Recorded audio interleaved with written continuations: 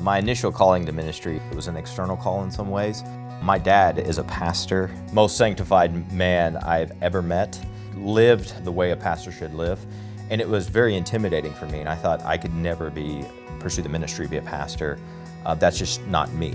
And so I never really thought as the ministry as a calling for me, even though I was interested in Reformed theology and I, of course, reading the Bible and things like that. I was active in the Christian life. Then I went to join the United States military. Over my deployments in Iraq and Afghanistan, I would just have some Bible studies sometimes with some guys, and I kept getting fellow soldiers telling me, maybe you should be like a chaplain or something.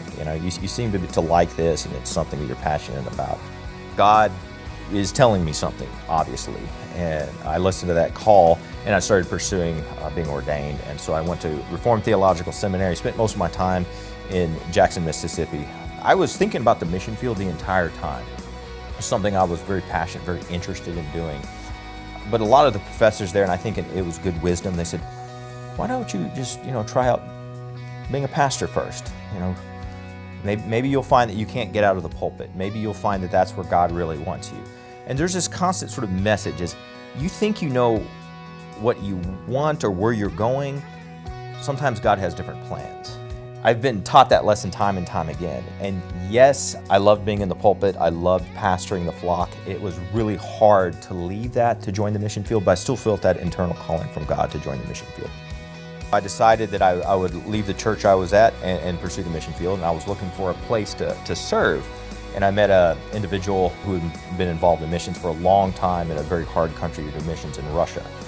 I visited them in St. Petersburg, and I was just impressed with their vision for church planting, that they put the church at the center of what they do with missions.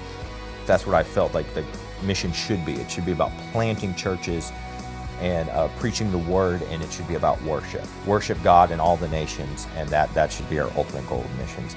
So I had a desire to go to Russia. Then COVID hit, and that delayed my plans for a while, and I was very frustrated during that time period. It was probably one of the hardest times in my life, and I was like, God, what are your plans for me?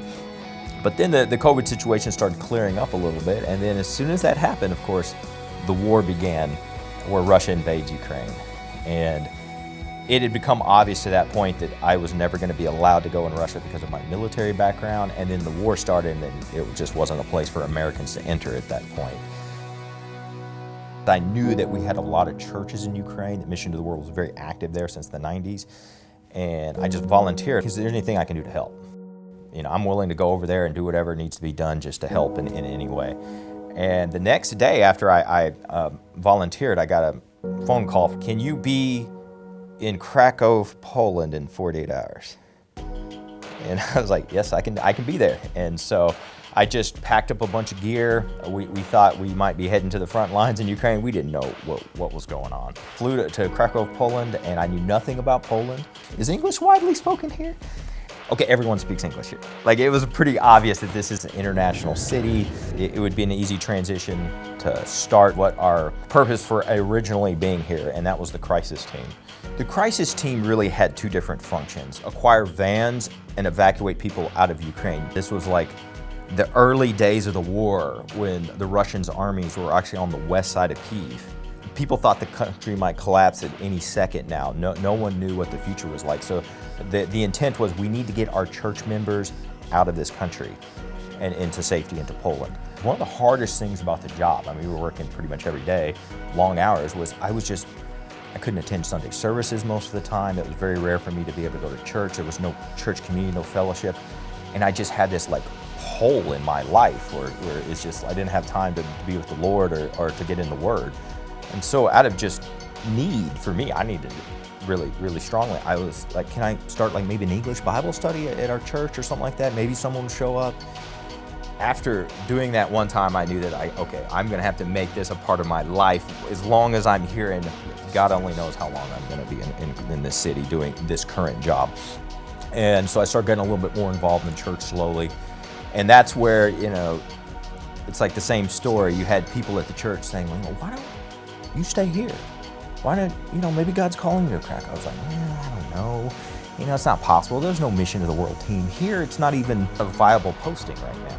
Then a couple months later, I was approached by Mikhail and Shashko, and they asked me, like, is it possible you could stay? And I brought up the saying, I really appreciate, I'm so honored that you'd ask me.